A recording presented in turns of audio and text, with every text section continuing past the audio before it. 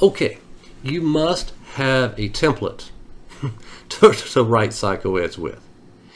The template, I do not encourage you to use, I do not recommend report writing software.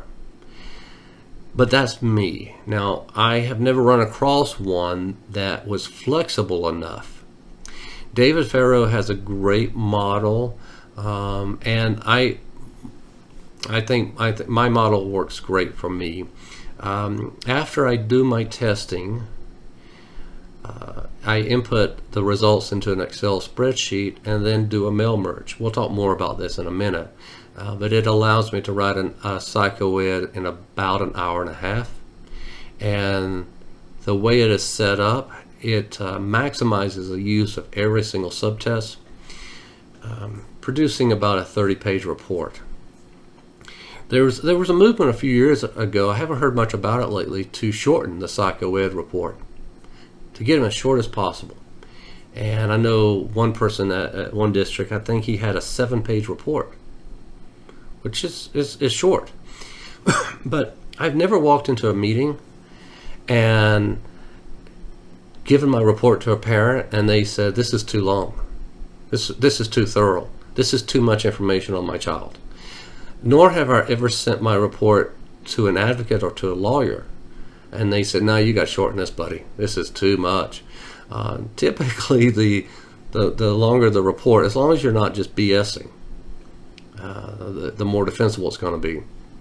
Anyway, if you don't have a template to build on, then you're not being efficient. You're going to dread writing psychoeds. You're going to use a lot of energy writing the same thing over and over again in every single report. Let's face it, once you have described the CAS2 matrix, it's described. Copy and paste that don't copy and paste it, create a template with that information in it. And that's what we're going to do here in a little bit. All right. If you have the proper template solution that works for you, you'll find that your reports become accurate. And I need to go real quick. There we go. You'll find that your reports become accurate, so you have the right student name, the right pronoun. You have focused on entering the scores correctly, and you haven't spent time reinventing the wheel every time. So it's efficient, it's effective, and I get a certain amount of pleasure out of finishing a report. And I love to see a beautifully well-formatted report. I like the one we're going to go through for Coco here in a minute. I like to see that, so I do believe it's fun with a report writing template. So cutting and pasting. Now I know some psychs out there, they're going to write up the RAML. They're thinking to themselves, okay, I just gave the RAML to Emily. The last time I gave the RAML, it was to Jennifer. I'm just going to open Jennifer's psychoed, copy the RAML section into Emily's. Now that isn't too bad as long as you catch the name, right? As long as all of a sudden in Emily's report you're not talking about Jennifer. You might have changed all the numbers, but you forgot one of the names. Now imagine, add to that the last time you gave the RAML was to Mike. And so now you've got to check all the pronouns as well. So copying and pasting, no, don't do it. That doesn't work. Okay, you need a better template than that. Any error in your psychoeducational report, automatically justification for an IEE, an independent educational evaluation. No doubt about it. Parents always have the right to an IE anyway. It's not like a perfect report is defensible, although it is. And I've seen districts when a parent abuses their right to an IEE. I've seen one district actually win one time by defending the report that the psychologist had done and the history of the parent's use of IEEs. But I've only seen it once, and it's very rare. Well, why did I go there? Because writing a legally defensible report is not possible. Writing a legally compliant report is. So I use mail merge. I use mail merge to write to produce my psychoed. And what mail merge does is it takes information from an Excel database and merges it into a Word document. Why do it that way? Because when I put into Excel, say a standard score of 10, a scale score of 10. Now, what does a scale score of 10 convert to? If you convert it to a standard score, it converts to 100, right? So Excel will do that conversion for me automatically. So in my report, all of my T-scores, scale scores are converted into standard scores. So every score that the parent sees is a standard score. Makes it way easier to understand the psychoed report. We're going to see this in a minute. One of the things you might also want to do that I used to do, I've taken this out of my report lately, well, a few years ago, but I'm thinking about bringing it back, especially as I look to the future to expand my private practice. And this is, I used to have for every section a findings and then a supporting evidence box over here to the right.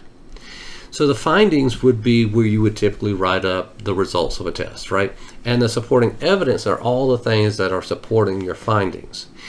Findings and supporting evidence is language that attorneys use, and it just speaks their language is basically what it does. I don't know why I ever took it out. Yeah, I do. I got really overwhelmed, and sometimes the supporting data boxes, some of them cannot self-populate, and so they were really slowing my writing down, and I did not have time to do that. But now that things have slowed down a little bit, I should. Okay, let's take a look. Are we ready to take a look? Let me see here. We got another puppy video, another puppy thing here. There we go. All right, not quite yet. We're going to look at this template here in a second. This is so true, right? Okay. So, as a school psychologist, you know your first year is so busy. You really you're working 60 hours a day, 60 hours a week or better. You can't keep up. The second year is a little bit better, and by the third year you're into your swing.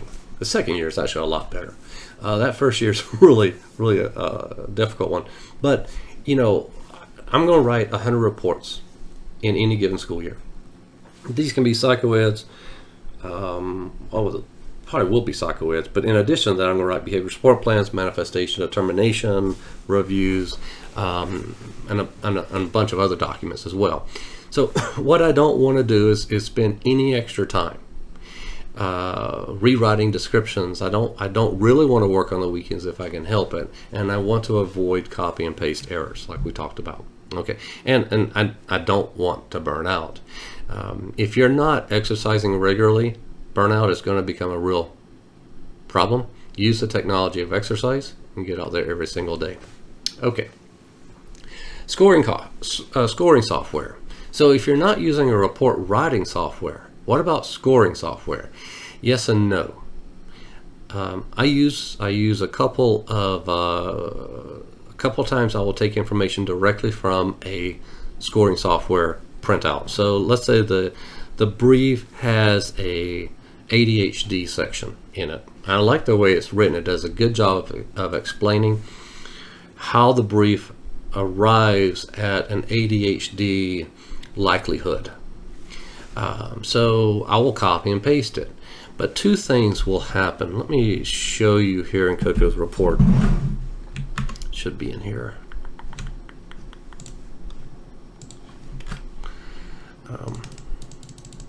We'll go to the, there it is, okay. There we go. All right, so there's the brief section. And so I'm going to put this long line and indent it. This long line tells the reader that this is a long quote. And at the beginning of the section, there should be a little, anytime you're quoting from the software, you want to say, the following was produced by the BASC, the Brief 2 scoring software, or the RAML scoring software, what have you. Put that in there. And also, so I put that in there, and then instead of doing one close quote here, one open quote at the top. I simply put this long line down to show it's a long quote, and it's indented more. So here we are back to the regular margin, and this is all stuff that, you know, it's not a direct quote. Trying to see if there's any other quotes. No. Okay, let's take a look now. You notice you got a lot of graphs in this report. So these are standard scores, right? And this is memory profile. Real quick, just looking at this memory profile, it looks like we have a very good organic memory. These low scores are coming in from observations. So when we test the memory, it's coming in fine. However, Coco's behaving like he has a really bad memory. Turns out that that's consistent with ADHD. They're distracted. It's consistent with anxiety and depression. So, but what I tell the parent is that organically Coco's memory is intact. But since memory and attention go hand in hand, when I can't pay attention, I look and behave like I have a poor memory. In fact, memory and attention go so much hand in hand that if you improve attention, you improve memory. And if you improve memory, you improve attention. They sort of grow together. So playing memory games with kids will help improve their attention. All right, let's take a look at another chart. Let's see here. All right, here's another one. Standard scores again. Normally these are always rated from strengths to weaknesses. This one, I went from weakness. I didn't organize it at all. You can see how, look at that data. So that data is a little bit harder to follow. There's only 3 items, so you can see the weakness is visual spatial relations, and that's still in the average range, so it's a relative weakness. But let's take a look at one organized properly. Okay, strengths to weakness. So the order that they come in here is automatically sorted in Word from strengths to weaknesses, and it makes it real easy to look and see a deficit. Plus, this average sort of gives you an idea. Okay, every assessment I did that had anything to do with auditory processing, he took and had an average score of 105. That tells me there's probably not a deficit, but these 2 low areas tell me I need to look at something. So if you know the CAS2, you know the sentence repetition question assessment is not concrete. It is abstract at best, and it is confusing if you're a concrete thinker. Auditory cohesion is also, that's on the test. That's about understanding not what is said, but what is inferred. And that is a more abstract, more advanced ability. So we can see Coco does really good with concrete. If I'm just going to have you read a list of words really quick or repeat a list of numbers for me, as long as it's concrete, no problem. Once we get abstract, his performance drops off significantly. That tells us something about the student, and the chart brings it up and makes it real easy to understand. Because I know the subtests that I'm working with, I can interpret it that way.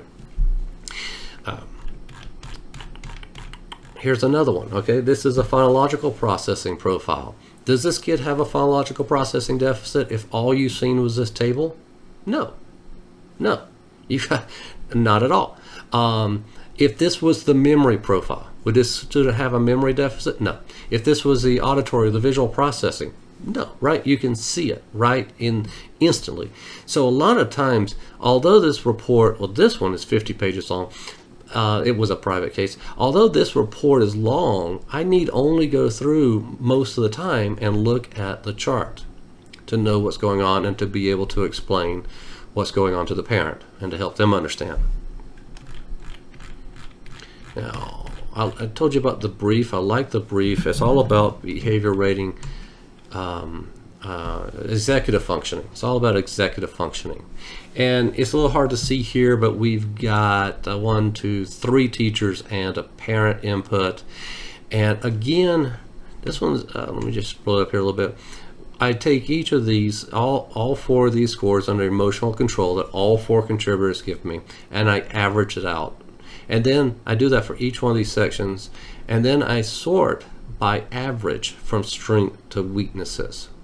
So every teacher may not agree. In fact, Bulldog is just very popular, very rating Coco as having some great executive functioning skills, whereas the parent, not so much. Retriever, fairly positive on Coco. Who is this? Spaniel. So Spaniel's probably the most realistic rater here. And we're going to do that. You're going to get this teacher that is just overly optimistic or afraid to say anything bad about the student. You're going to have the parent who might be a little too negative. So that's why you need multiple inputs. You cannot dismiss. I cannot dismiss this parent score, but nor can I dismiss Bulldog's score either. Okay, so I'm looking for sort of a happy median. I might actually go do a classroom observation in a couple of these classrooms to see what's going on. In fact, now that we're doing so much stuff virtually, that would be if we were in class, I might log in and talk to the student at home or talk to the parent at home and watch the student in the background, see if the student can sit still, see if they're fidgeting a lot, maybe ask the student a question, see if they're listening at all. I'm going to do that before I simply dismiss the parent's input. All right. Sorry, didn't mean to get off on that tangent. But anyway, so you notice here I've got a nice little footer. Each section has, a heading that's done correctly. If it's a first level, second level heading, this is a third level heading. It's nicely formatted, but all of this is in my template. So, and the template will also, phonological memory, I went into the Excel spreadsheet and put in 119. It figured out that is above average. Okay, the Excel spreadsheet does that for me. So whenever I do my mail merge, this whole paragraph is written. Almost most of the paragraphs are written. This allows me to spend most of my time in the summary section and properly organizing these charts, which I didn't do with that one. And just really focused on interpreting the student. Now, each of these paragraphs have to be copied and pasted in, but again, that's part of my long quote from outside source. This too. Okay. Anyway, you can see the formatting. There's the cognitive profile for Coco. Really good. Little attention deficit. We've seen that the whole way through this report, have we not? Okay. Everything's pointing in the same direction with this kid. And it's easy to see. There's a quote from the district's IEE. Okay. That was on academics. Here's his academic scores, so I've included the districts as well as ours. We just went through for Coco and looked at the ones that he seemed to have the most trouble in, just to confirm that those scores were accurate and that those troubles were still there. I could have given a whole Woodcock-Johnson, but didn't see the need to for that one. Classroom observations.